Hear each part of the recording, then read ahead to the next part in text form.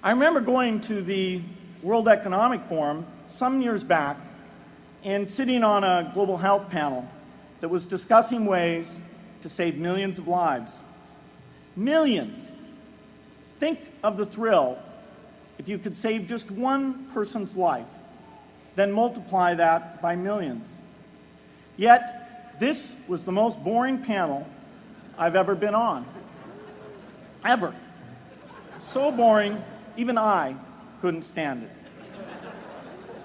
What made that experience especially striking was that I had just come from an event where we were introducing version 13 of some piece of software, and we had people jumping and shouting with excitement.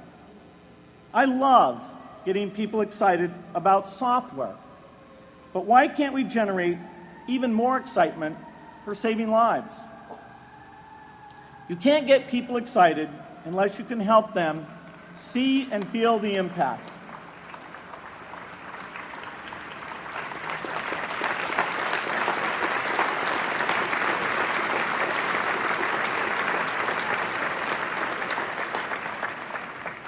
The way to do that is another complex question.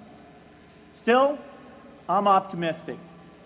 Yes, inequity has been with us forever, but the new tools we have to cut through complexity have not been with us forever. They are new. They can help us make the most of our caring, and that's why the future can be different from the past. The defining and ongoing innovations of this age, biotechnology, the personal computer, and the internet, give us a chance we've never had before to end extreme poverty and end death from preventable disease. 60 years ago, George Marshall came to this commencement, and he announced a plan to assist the nations of post-war Europe. He said, I quote, "I think one difficulty is that the problem is one of such enormous complexity that the very mass of facts presented to the public by press and radio make it exceedingly difficult for the man in the street to reach a clear appraisement of the situation. It is virtually impossible at this distance to grasp at all the real significance of the situation." 30 years after Marshall made his address, which was 30 years ago, as my class graduated without me, technology was emerging that would make the world smaller, more open, more visible, less distant. The emergence of low-cost personal computers gave rise to a powerful network that has transformed opportunities for learning and communicating. The magical thing about this network is not just that it collapses distance and makes everyone your neighbor. It also dramatically increases the number of brilliant minds we can bring in to work together on the same problem.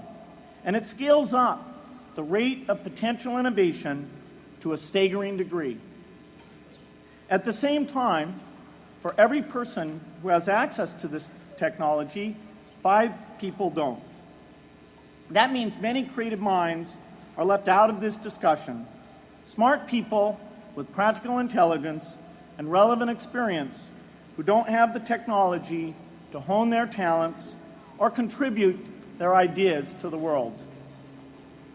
We need as many people as possible to gain access to this technology because these advances are triggering a revolution in what human beings can do for one another.